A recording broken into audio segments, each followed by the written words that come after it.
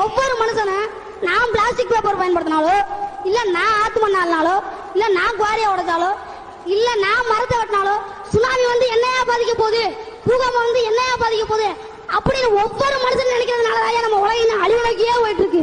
ஐயா, சந்திர மண்டலத்துல தண்ணி இருக்குன்னு நாசா கண்டுபிடிச்சிருக்காங்க.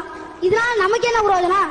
இந்த இருக்க சடையங்காட்டிலே தண்ணி இல்ல. இப்ப ஐயா, முன்னாடிலாம் எங்க ஊர்ல 10 அடி 15 அடி தோண்டினாலே தண்ணி வந்துடும்.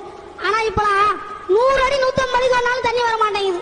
நீங்க கையில வச்சிருக்கீங்களா செல்போன், அது வெறும் செல்போன் கிடையாது, அது சிட்டுக்குருவிகளோட சவப்பெட்டி. தாத்தா சுதந்திரத்துக்காக போராடினாங்க, என் அப்பா சோத்துக்காக போராடினாங்க, நான் இனிமே படிச்சு முடிச்சுட்டு வேலைக்காக போராடுவேன், என் மய நாளைக்கு உசுருக்காகவே போராடுறேன்.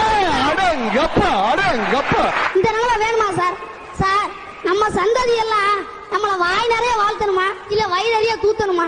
இந்த காக்கை தன்னோட வாழ்நாள்ல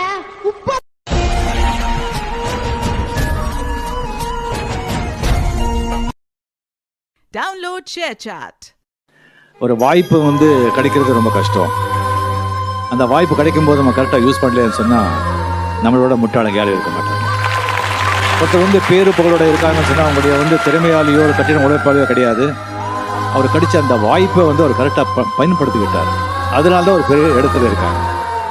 வாய்ப்புகள் வந்து சில பேருக்கு வந்து தானாக வரும், அது ஆண்டவருடைய அருள். அப்படி வரலன்னு சொன்னால் நாம் வாய்ப்புகளை தேடி நாமளே வாய்ப்புகளை உண்டாக்கிக்கணும். அந்த வாய்ப்புகளை வந்து மற்றவங்களை வயிற்றில் அடிக்காம, மற்றவங்களுடைய வாய்ப்பை பறிக்காம, நாணயமா நேர்மையமா நம்ம வாய்ப்பை சம்பாதிச்சு உழைச்சா என்னைக்குமே நல்லா இருப்போம். Download ShareChat.